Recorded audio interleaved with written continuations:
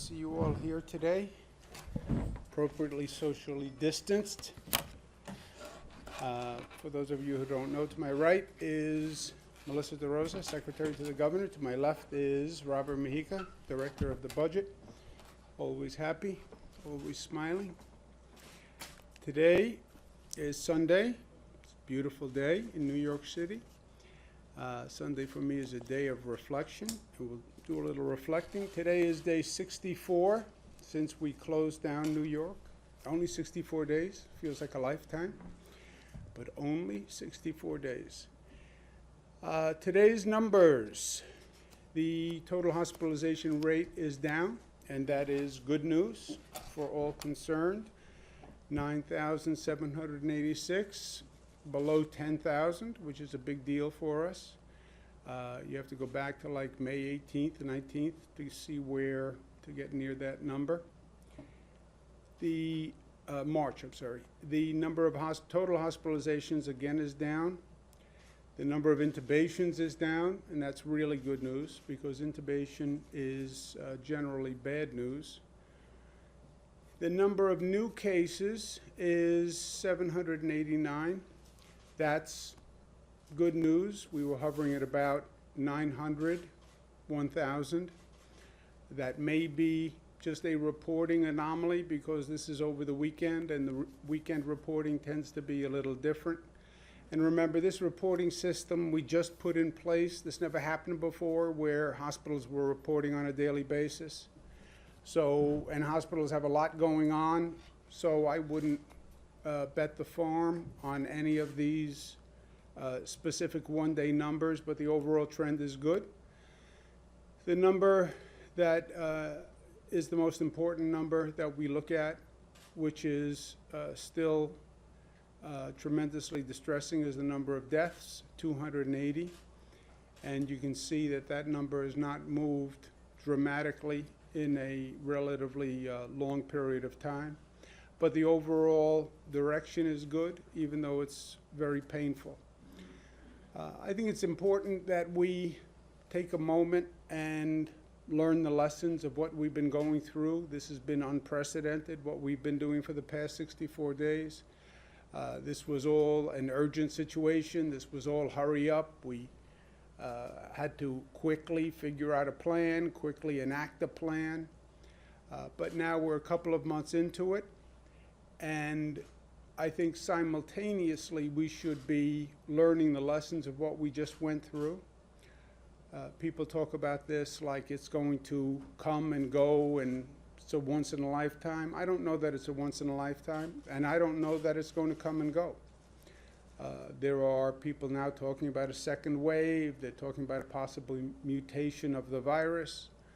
So caution would suggest that as we go through this, we learn at the same time to make sure if we have to go through this again, or if this is a prolonged situation, that we are learning from what we're implementing. Edmund Burke, great Irish philosopher, those who don't know history are doomed to repeat it. Wise words. The macro questions, bigger than just New York questions, bigger than the governor's questions. What happened in China? You know, people are talking about it. Where did this virus start in China? How did it start? How did we not know? What should China have told us? Above my pay grade, but important questions. How did the virus get from China to the United States? And we assumed it got on a plane from China and flew to the United States. That was the first thinking when this started. Now it appears that that's not so. As we're going through this, what could we have done differently? More importantly, what should we do differently if this is a prolonged situation or if there is a next time? And again, caution, I would assume there's a next time. Anyone who sits back and says, well, this is the only public health threat that we're going to face, it's not the case. We're seeing increasing threats all across the board: environmental threats, Mother Nature, natural threats, threats from emergency weather that we've never seen before. And if you look back, as far back as 1918, when they had the flu pandemic that people talk about, it took 10 months. It came in 3 different waves. And the second wave was worse than the first wave. So even if you put aside all the modern day challenges, when this happened in 1918, it came in 3 different waves. So let's be prepared and intelligent. Some of the lessons to learn, the CDC did a fascinating report that it put out on May 1, which starts to take a deep look at what happened. And I think there's a lot of important information in that. And it pointed to something that we've been looking at here in New York. The report says that when they look at the different strains of the virus in the United States, that there are different strains. And we were all looking at the West Coast. The West Coast had cases well before the East Coast, remember. Maybe 6 weeks before the East Coast. Those strains came from China. What we saw in the state of Washington, what we saw in California, they came from China. Flights from China land predominantly on the West Coast. What we have seen in New York didn't come from China, but actually is a different strain of the virus that came from Europe. That's an important fact to know and to study. They then said in this CDC report, from February, you had 139,000 travelers coming from Italy, 1.74 million from other European countries where the outbreak was spreading wildly and rapidly. So everybody's looking at China. Meanwhile, the virus had traveled from China to Europe, was in Europe, spreading from Europe. We had European travelers coming. They come to the East Coast. They land in New York. They go to New Jersey. They go to Connecticut. They're in the New York area. And we're all still looking at China. We were looking at China, and the travel ban on China may have been helpful, but the horse was already out of the barn in China. The virus had left. The virus was in Europe. And meanwhile, we have European travelers coming here, and they're bringing the virus, which is now a different strain of the virus, to the East Coast. This is from that CDC report. The deputy director, principal deputy director, delaying travel bans allowed for the virus to spread throughout the United States and contributed to the initiation and acceleration of domestic COVID cases in March. Extensive travel from Europe, once Europe was having outbreaks, really accelerated our importation and the rapid spread. The timing of our travel alerts should have been earlier. That is a very important fact and something we have to learn from. Person from the Grossman School of Medicine, knowing the number of flights coming into New York from Italy, it was like watching a horrible train wreck in slow motion.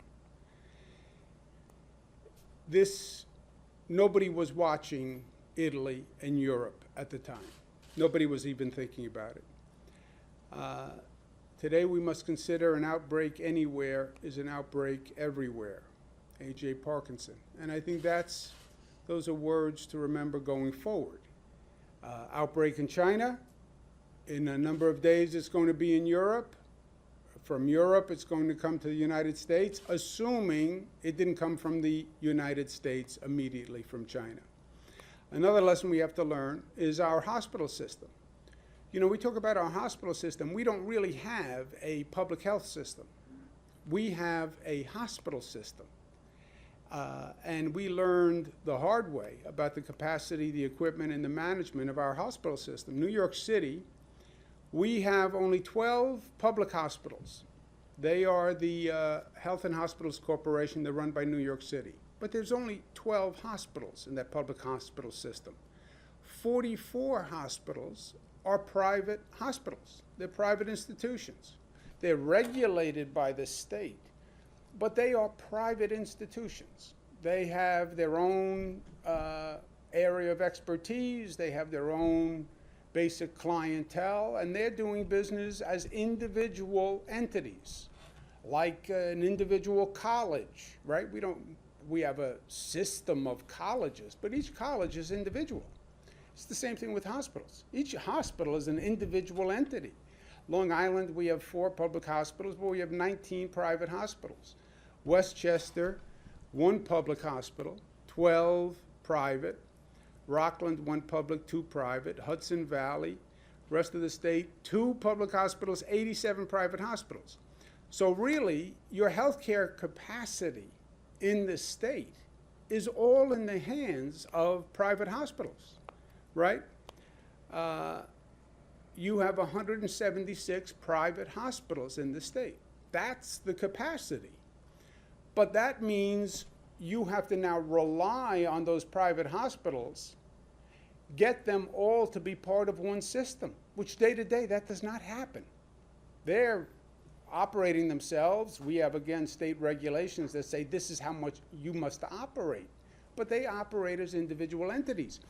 In the middle of this outbreak, we had to go back and do what we call the surge and flex management system, where we said to all 176 private hospitals, we have to work together. And we have to manage this system as one, because hospitals are getting overwhelmed. Maybe within the public system, they can share patients and doctors and staff, because you have, in New York City, H&H has 12 hospitals. Okay, you can share among your 12, but we have to get these 176 hospitals now all to work together, even with the public hospital. And hospitals were getting overwhelmed. So now you need a system to share patient capacity, share equipment, share ventilators, share staff. That had never been done. We did this all basically on the fly, and we put together a de facto public health system. But it was a lot to do on the fly, and we need to institutionalize these lessons. Part of what we have to learn is what happened with the equipment. I mean, this was just a situation that nobody anticipated. It happened all across the country. You couldn't get enough gowns. You couldn't get enough masks. We're going to put in a state requirement now that every hospital has to have a 90-day supply, stockpile, their own stockpile, of all the PPE equipment that they could need for a 90-day supply at the rate of usage that we saw with this COVID virus. So every hospital has to have 90-day supply, period. We can't go through this day-to-day moving masks all across the state, right? This mad scramble that we were in and still are in many ways. Also, as a nation, we can't go through this again. There was competition among states. There were competition among private entities to get this equipment. The federal government was trying to buy it. I'm bidding on behalf of New York. We're bidding against other states, Texas, California, other states across the country are trying to buy the same masks from the same vendor. We literally wound up bidding up the price. Have people in China. I'm trying to contact people in China who can figure out how to buy masks from China. It was totally inefficient and ineffective. State of Massachusetts, Governor Baker was good enough to work with 0 hours. Robert Kraft, who had a personal airplane that he sent to China to get masks. And Massachusetts was good enough to give us some of the masks that a private airplane picked up. I mean, this is not the way to deal with this situation, right? Plus, we just drove up prices by our own competition. There was a limited supply. It was primarily in China. And then you have 50 states and all these private entities and the federal government trying to buy from China. It made no sense. So let's fix that. New York State alone buys about $2 billion of medical supplies this year. $2 billion this year. And that's one state. And that's us purchasing from China and around the world. We're going to form a consortium with our 7 Northeast partner states, which buy about $5 billion worth of equipment and supplies. That will then increase our market power when we're buying. And we will buy as a consortium, price as a consortium for PPE equipment, ventilators, medical equipment, whatever we need to buy. When you put all those hospitals together, all that public health capacity together, which will make us more competitive in the international marketplace. And I believe it will save taxpayers money. I also believe it'll help us actually get the equipment, because we have trouble still getting the equipment and just buying the equipment, because these vendors on the other side, they're dealing with countries, they're dealing with the federal government. Why should they do business with one state, right, when they can do business with an entire country? So this consortium, I think, will help us get the equipment and get it at a better price. We will come up with a regional identification of all the equipment we need. Basically, it's all standard equipment. A mask is a mask, a gown is a gown. Let's come up with the total amount that we need. Let's stop doing business with vendors who we found to be irresponsible, and we found out the hard way. I can't tell you how many orders we placed with vendors who were acting basically as brokers, who just started businesses in the middle of this pandemic because they saw an opportunity. So let's compare notes among the states to find out who was good to do business, who was not good to do business with. Let's see if we can't do the purchasing in this country, and let's see if we can't do the purchasing in this region. You know, why are we buying all this material from China? Literally billions of dollars of PPE. And we'll do it in coordination with the federal government. But I want to thank our neighbors, our neighboring states. The word neighbor has a different connotation. You don't normally think of the surrounding states as neighbors. You think of the person next door as a neighbor, but they are neighbors. And they've acted as neighbors.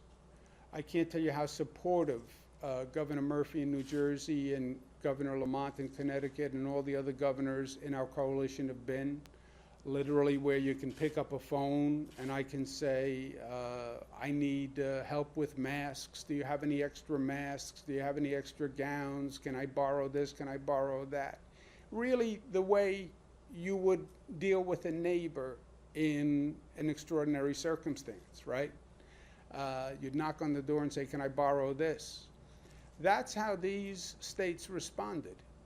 And it was really a beautiful, generous way of operating that was an inspiration to me. You know, it wasn't, I'll have my lawyer call your lawyer. It was, whatever I can do, I'll do. And in that spirit, we want to keep that coalition together, and we want to work together. We're doing regional planning now on the reopening, because every state is linked to every other state. We do something in New York, it affects New Jersey, Connecticut, Delaware, et cetera. People are very mobile right now. So it's a very important relationship for us, both productively and from an efficiency point of view. And they have been great. And they're joining us today. We have Governor Phil Murphy with us, Governor Ned Lamont, Governor Tom Wolf, and Governor John Carney. And we'll start with our neighbor from the great state of New Jersey, Governor Phil Murphy. How are you, Governor Murphy? Be on with you. I will be brief and say I echo literally everything you've said, including the comments on the positive in terms of what this has been like, the deficiencies, as well as the inspiration which was derived from our neighbors, and notably beginning with you and all the other governors who are on this with us today. It has been truly an inspiration. So on behalf of the 9 million of us in New Jersey, I say thank you. You know, we are in the same boat. We're begging, borrowing, and bartering for equipment, PPE, ventilators, et cetera. We're still doing it. Someone said to me a couple of days ago that gowns have become the new ventilators. And so we're still out there. And so the notion of coordinating together as a region makes enormous amount of sense. So sign me up and sign New Jersey up. We've moved in New Jersey alone 21 million pieces of PPE in the past 2 months, a line of business we weren't even beforehand. And so this makes so much sense, and really look forward. Again, as you suggested, we coordinated actively as we closed our governments. We now have a regional council that includes not just the governors on today, but also Rhode Island and Massachusetts. This is a perfect extension of that relationship. And I echo one of your comments that not only should we not have to be scouring the world for this, but it ought to be made in the USA, and better yet, made in our states, made in this region. And so that's something that I think we all want to strive for. We're doing that in New Jersey. We want to try to figure out a way to make this stuff here. And lastly, and you said this, but to repeat, we've all got to do within our own four walls what we need to do. The regional cooperation matters so much, and another great example of that. I think it's a brilliant extension of our ongoing cooperation. And then lastly, none of this is in lieu of the partnership with the federal government. As you rightfully point out, we have to do all of the above. What's good for our own citizens, what's good for the region, and work seamlessly with the federal government every step of the way. So thank you for having me on today. Thank you for the extraordinary partnership to you, Governor Cuomo, and to each of my fellow governors in this group, and really looking forward to working with you in the better days ahead. Thank you. Thank you very much, Governor Murphy. I think the governors on this phone, we've learned so much about PPE over the past few weeks. I think we can go make gowns ourselves at this point. I think we've learned now. Give us some sewing machines. I think we can actually contribute. So thank you very much, Phil. God bless you, and stay well. And anything you need, we hear. Thank you. We'll go now to Governor Lamont, great state of Connecticut. Governor Lamont, thank you very much for being with us, and thank you for all you've done, not just for the people of Connecticut, but for the entire Northeast. Good to be with you, Ned. And back at you, Andrew. I want to tell you, speaking on behalf of Connecticut, New York, and Andrew Cuomo has been a very good neighbor for us. And as you know, we got into this together. We realized what we had to do when it came to closing down parts of our service economy. We did that together. We're opening it up together, and that's the way it works best. And as you point out, when it comes to the purchasing, look, we've learned something, right? We can wait for the national stockpile. We can wait for that plane to land from China. Let's see what we can do ourselves. And as you point out, we're much stronger together. I wouldn't mind having some of that New York purchasing power. Thanks for sharing that with Connecticut going forward. And just as importantly, what we can produce together as well. I mean, Phil Murphy, you got that amazing pharmaceutical industry there in New Jersey. Help us out with the reagents and what we can do in terms of gowns from being produced in Rhode Island. What we can all do together to make sure that this next round, we control more of our own destiny. And to those that say, where have you been? And you're ordering up all the Christmas trees and they're going to arrive on December 26th. I say, I'm afraid this is still just beginning, as you pointed out, Governor Cuomo. And we're planning for the next round of this, if there is a next round, making sure that we control our own destiny going forward. We do it much better together. Thanks for getting us together, Andrew. No, my pleasure. Thank you very, very much, Governor. And you're right. Look, we're spending billions of dollars. Why not buy from our own vendors in our own region? Why are we buying from China, right? I'm sure there are a lot of businesses within our own states that if they knew they had that kind of purchasing that they were looking at, that they would either adapt their businesses or grow their businesses so we could buy from them. Plus, you're right, we would control our own destiny rather than everyone trying to figure out how to buy from China. So thank you very much, Governor Lamont. God bless you. We're here. Thank you. Let's go now to Governor Wolf from Pennsylvania. Good to be with you, Tom. Thank you very much for everything you've been doing. Thank you. Thank you for being a great neighbor to the state of New York and all your surrounding states.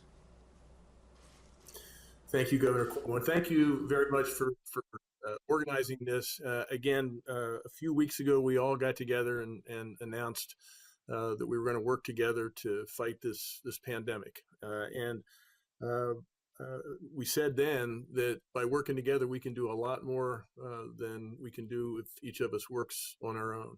And I think today is a specific example of that. We can work together to buy the things that we need to allow our healthcare system to have the capacity it needs to fight this fight. We need to help our hospitals. We need to help our healthcare workers. We need to help our long-term care facilities, our first responders, all those things. And what you're doing here and what we're doing is actually pulling together to make sure we're doing all those things. And part of this is testing. It's not just the equipment. We really need to work together to build the capacity to test. Or we're not going to be able to give our citizens the confidence they need to go back to work. They're not going to have the confidence we need them to have to go back to school or to go back to the store or to go back to worship.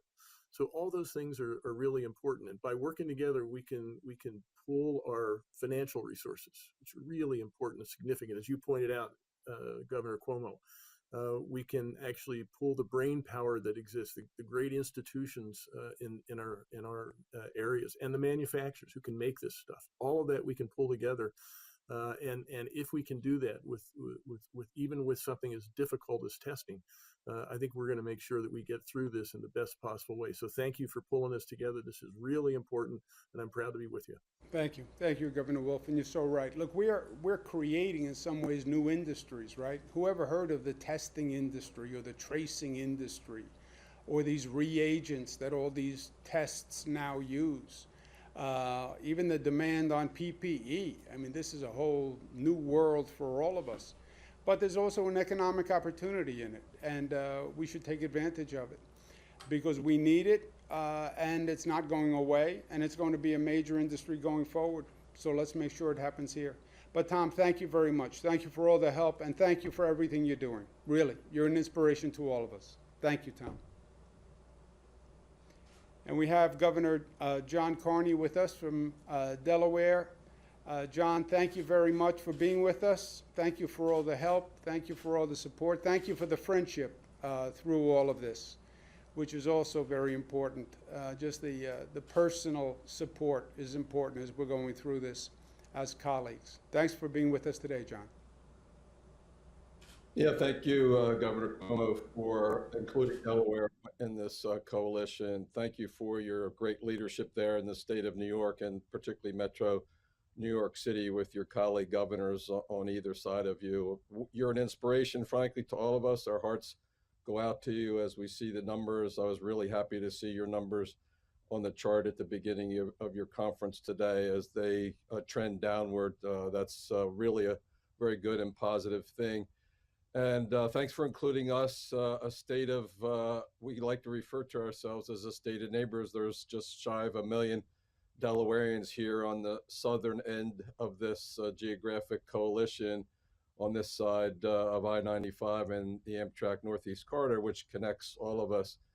The two governors at the bottom of my screen are great partners, Governor Wolf and Governor Murphy on either side of the state of Delaware, really important our coordination and collaboration. But this particular initiative with respect to purchasing together PPE, and most importantly, I think, as Governor Wolf mentioned, testing equipment and capacity is so incredibly important for a small state like ours to have the purchasing power. Governor Cuomo of New York and New Jersey and Connecticut and Pennsylvania and Massachusetts and Rhode Island is just so incredibly important for us in terms of getting the right pricing. And if we're going head to head with New York, we're not going to get it. We're not going to get it. If we're along shoulder to shoulder with you and with Governor Murphy and Governor Wolf, we've got a good chance of getting a better price and getting the product that we need. And I think through all this too, the other thing that was really interesting to me in joining the coalition was just all the assets that the other states can bring to the table in terms of intellectual capacity, your research institutions, your hospitals, because we know that there are going to be breakthroughs, or we hope, in testing and other kinds of technology that help us as we respond to this. So I couldn't be happier to be part of this coalition. a part of your leadership team, Governor Cuomo, with again my two neighbors here in the southern end of our coalition, and to each of you, thanks for the great work that you're providing to the citizens of your state. I tell people all the time, it's going to be way harder, the decisions we have to make in reopening our economies in phases, than it was shutting things down, in my view, just because of the balance we need to strike there. And we will do that working together and with the expertise that this coalition and the purchasing power in particular of this initiative will bring to the state of Delaware. So thanks very much. Thank you. Thank you, John. Thank you, Governor Carney. And Governor Carney's right. It was easier to shut down than it's going to be to reopen. Shutting down was, you walk into the basement, you take the power switch, and you just go from on to off, right? There was an urgent need. It was an emergency. Reopening is more of an art form. And I thank my gubernatorial colleagues for doing this together. We also have Governor Raimondo from the state of Rhode Island and Governor Baker from the state of Massachusetts who are part of the coalition. You go through situations in life which are unexpected. Okay, you do your best, and then you learn from them, and you grow. And that's what we're trying to do here today. Because people expect more from government than ever before. I believe this has been transformative for a generation. Think about, when was the last time government was this vital? I don't know, maybe in a war, World War II, when government had to mobilize overnight. But literally for decades, you haven't seen government this essential to human life, literally. And government has to work, and it has to work well. And it's not for the faint of heart now. And people want government to perform. And government is making decisions every day that affect their lives. And they deserve the best government, right? They're paying for it, they deserve it. And they deserve competence and expertise and smarts, and for government to be doing creative things and learning like we're doing here today. At the same time, government is working. We're trying our best. We're working 7 days a week, 24 hours a day. We're doing a lot of good work, a lot of creative work. But this is not just about government. It's too easy to point fingers. Well, this one has to do that. This one has to do that. Every person has a part in this. Every person has a part. And driving around New York City today, and I was here yesterday, we all are very thankful to our healthcare heroes, our frontline workers, our essential workers. You watch television, there are all these nice commercials, thank everyone for what they did, and we should. Nurses, doctors, police officers, transit workers, God bless them. But if you really want to say thank you, make their life easier by not getting sick and not making someone else sick. An individual's role is act responsibly and intelligently for yourself, for your family, and for your community. Wear a mask. Wear a mask. I mean, that's the basic step, right? Socially distance. If you can't socially distance, you're in New York City, you're going to walk up next to a person, wear a mask. Okay, it's not the most attractive garment ever created. So what? Well, I don't like, it feels uncomfortable, unnatural. So what? You want to honor the healthcare workers and the people who literally gave their lives in some cases for what they did here? Act responsibly. Wear a mask. I know the weather's getting warmer. I know people want to get out of the house. Fine. Wear a mask and socially distance. That is your social responsibility in the middle of this overall pandemic. And when we talk about New Yorkers together and the spirit of unity and how people are helping one another, and how tough we are, and how smart we are, and how disciplined we are, and how we love one another, show it. You know how you show love? By wearing a mask. Please. Questions? Governor, when you talked about a different strain being here, coming from Europe, is it a more deadly strain, do you think? I mean, is there reason to believe that? Is that why the death toll was so much harder here than in other places? You know, I don't know. Some have said that. It's not my field, Zach, but they say they're two totally different strains. I've heard from some medical professionals that our strain was actually more virulent than the strain that came from China, that whatever the mutation was that happened in Europe made our strain more virulent. Once it comes to New York, and again, nobody was anticipating this European connection. You know, people from Italy, nobody was saying, watch out for those people from Italy. They were just walking through our airports, right? We had the federal officials at all our airports, and they were doing that screening that they were doing. They were screening people from China still. Nobody was screening people from Europe. And the European travel ban, the full ban, didn't go into March or something. Like mid-March, we didn't do a full European travel ban. So they were coming. Nobody was screening. Nobody was testing. Nobody was looking. Nobody even knew to look. Wherever they came in New York, nobody was on notice.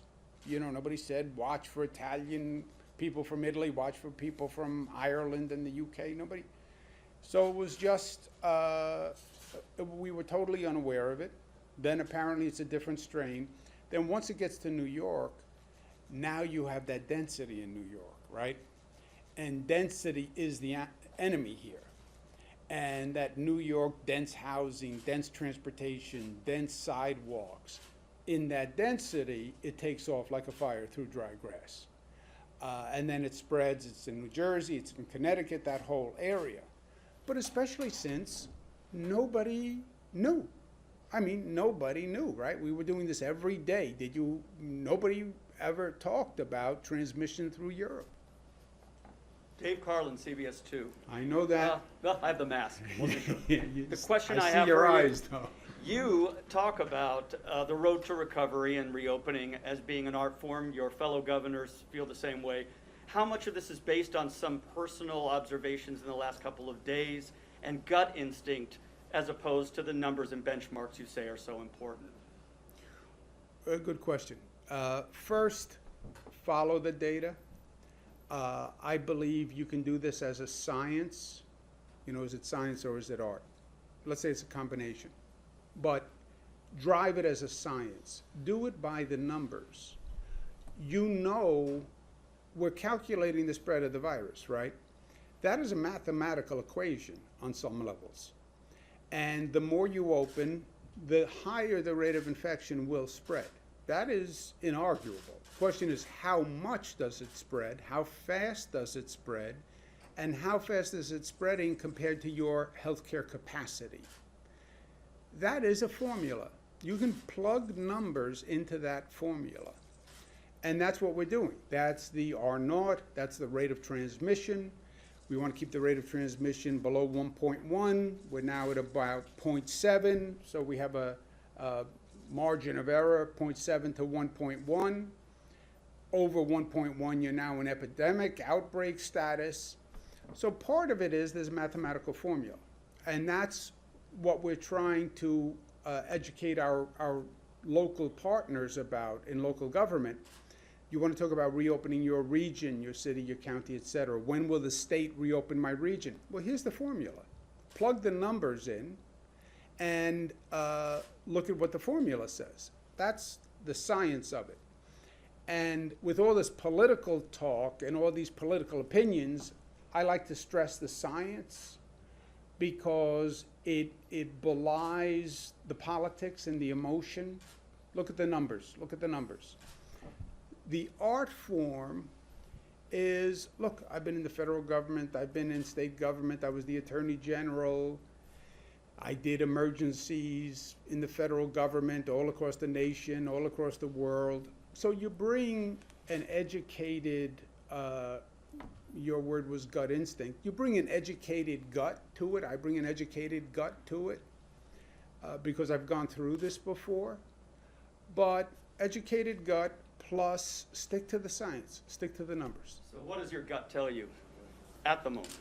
My gut says the weather is going to warm, people are bored, people want this over, they see the numbers going down, they can take false comfort. Oh, it's going down. That means it's over. No. We never said it was over. We said the numbers are going down. We said roughly 1,000 new people every day walk into the hospitals. Oh no, it's basically over. No. Well, I hear other states are reopening. No. We're not out of the woods. And we are this very dense environment. And you can see that virus pick up dramatically. And it is not going down. It's not it is going down. There's no it. We are bringing it down, right? That number was going like this. The only reason the number is now going like this is because New Yorkers grabbed that projection curve with two hands and pulled it down. And that's why it went like this. You go back to your old behavior, that number goes right back up. And it's warm, and you want to get out of the house, and everybody's antsy, and I haven't gotten a paycheck, and I'm worried about my job. I know, but big caution sign to me. Let's watch the numbers. Numbers are going down, but we are a very dense environment. We've had more cases. We almost overwhelmed the whole healthcare system. So caution moving forward. And look, how people cannot wear masks, that to me is even disrespectful. It's disrespectful. It's disrespectful to the nurses, the doctors, the people who have been frontline workers, the transit workers. You wear the mask, not for yourself. You wear the mask for me. It's a sign of respect to other people. And you make me sick, that's disrespectful. I have to go into the hospital. I have to call an ambulance, that's an ambulance driver. I have to go into an emergency room, that's a nurse, that's a doctor who has to put on PPE that somebody has to buy and pay for. They have to risk being exposed to the virus because you wouldn't wear a mask. Because you wouldn't wear a mask, you put so many people at risk because you didn't want to wear a mask. I think that's disrespectful by you. It's disrespectful of your relationship and obligation to one another. Yes, we're all individuals.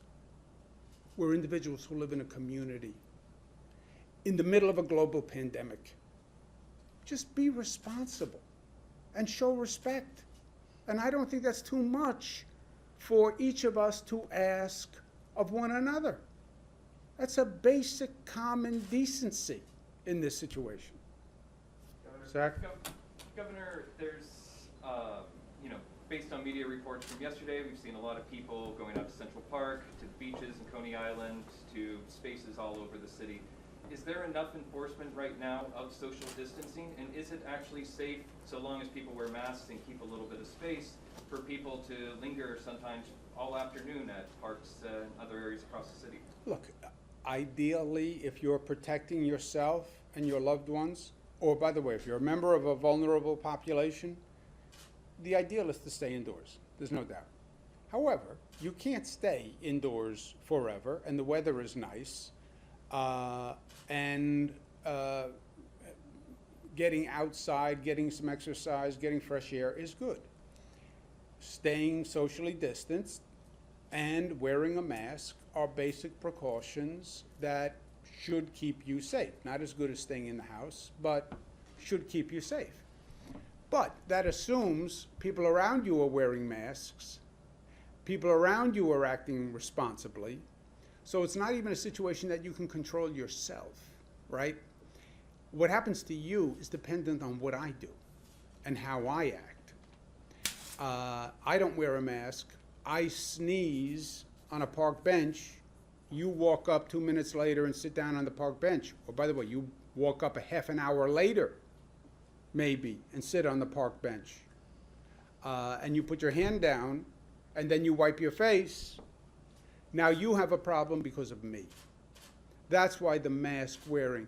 And on the local enforcement, I know the New York City, I know Mayor de Blasio has made a real effort. I've said to all the local government heads, enforce it. Enforce it. Because it's not only wrong, a public health risk, it really is such a little thing to ask of people at a time when people are doing so much. So much. And with the transit workers yesterday, they're going train to train, disinfecting, getting on their hands and knees in hazmat, blowing disinfectant under the seats, over the seats, on the ceiling, wiping it all down. People doing unprecedented work. And you can't even wear a mask?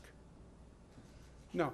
Likewise, then, is a few dozen summonses enough? That's what the NYPD commissioner said yesterday, about 46 summonses issued yesterday. Is that commensurate with the level of need to Well, look, enforce social distancing? we've said this from day one, right? We're in New York State, and we're also operating in the state of reality. Will you ever get 19 million people in this state to comply because you give them a summons? No. They will comply because they know the facts and because they choose and deem that it is intelligent and reasonable to comply. And that's how I've started this from day one. Look, I could have done a close down order and New Yorkers could have said that with no words.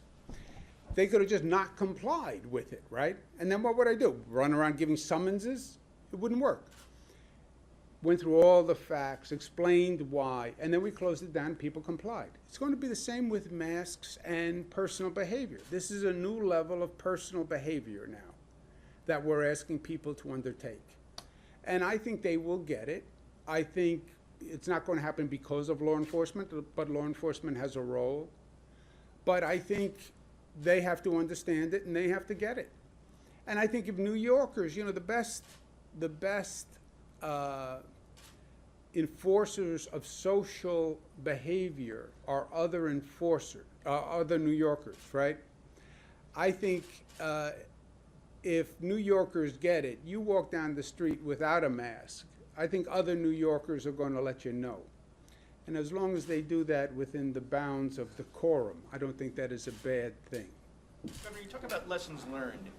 Has something to be learned here regarding PPE and equipment being manufactured overseas? And would you say that it is time to maybe, I don't know, rethink globalization policies for the direction this country has been going in for the last 30 years? I don't know that you have to go to globalization policies, Zach. You're not going to change the macroeconomic forces, but I think there is a lesson to learn and what we're trying to actually deliver on. This is an emergency service, right? In a snowstorm, you have to be able to get salt, and you have to be able to have snowplows, right? In a hurricane, you have to have pumps. In a public health emergency, you have to have PPE. I mean, and nothing works unless, step one is you have to have the PPE. That we have to go to China for the PPE? I mean, think about that. You couldn't even get it in this nation.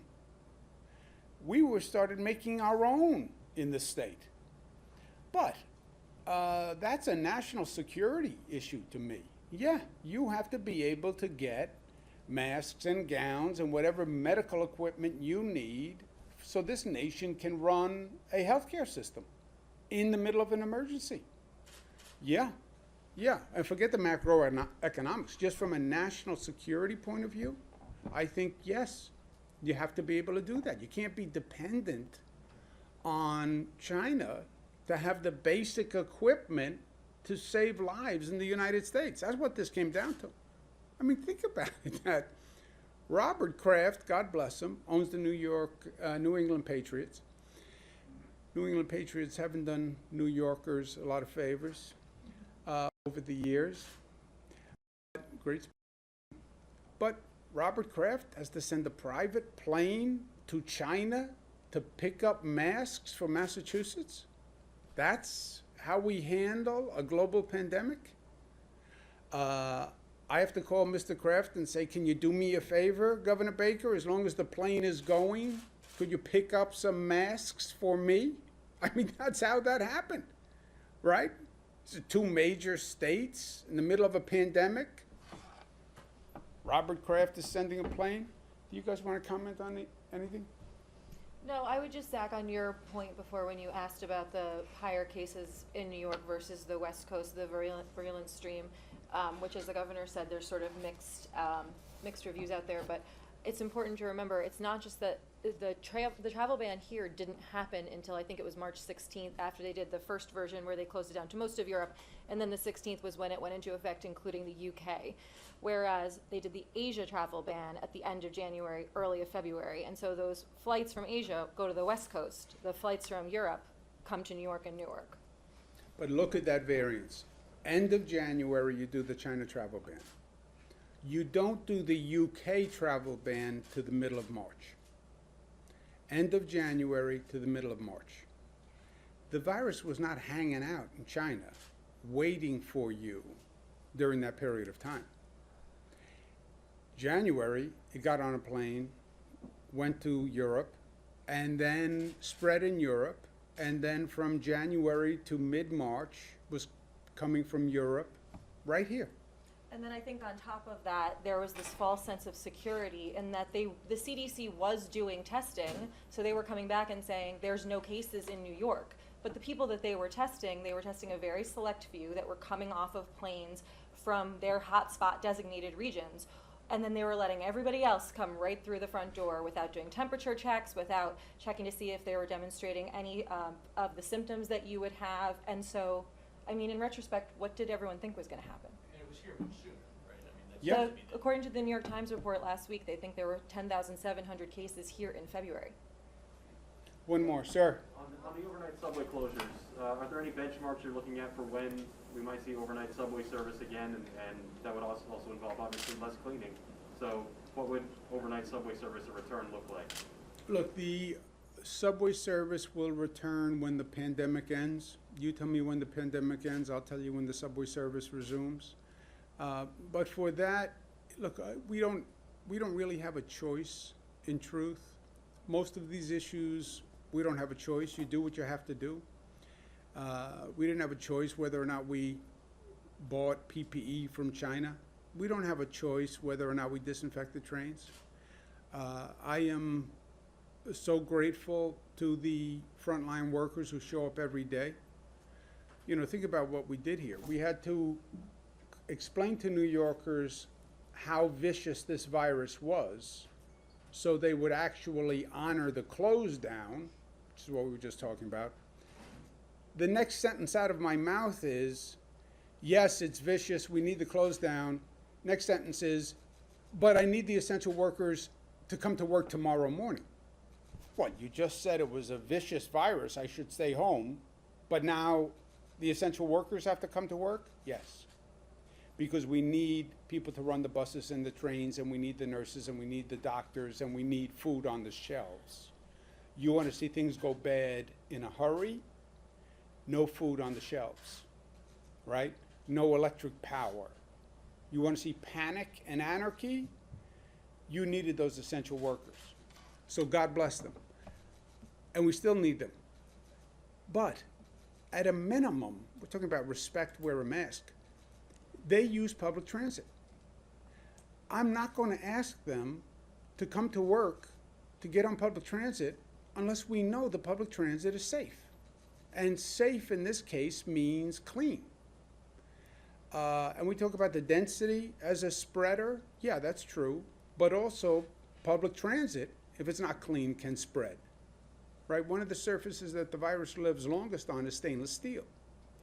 You look at all those poles in a subway car.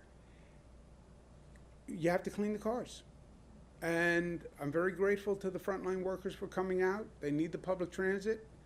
We owe it to them that it's safe and it's clean. And to do that, you have to close it down to from 1 to 5 a.m. Now, 1 to 5 a.m., first time it ever closed down, yeah. But also 92% reduction in ridership. So your ridership is down to like 8%. And 1 to 5 a.m. is the lowest period of ridership So people will work literally in the middle of the night to clean the trains. But it's the least for the essential workers and for anyone. You know, we have to be able to say, our public transit system is safe and it is clean. And especially getting ready, planning to reopen, you cannot do anything without a public transit system that people have confidence in.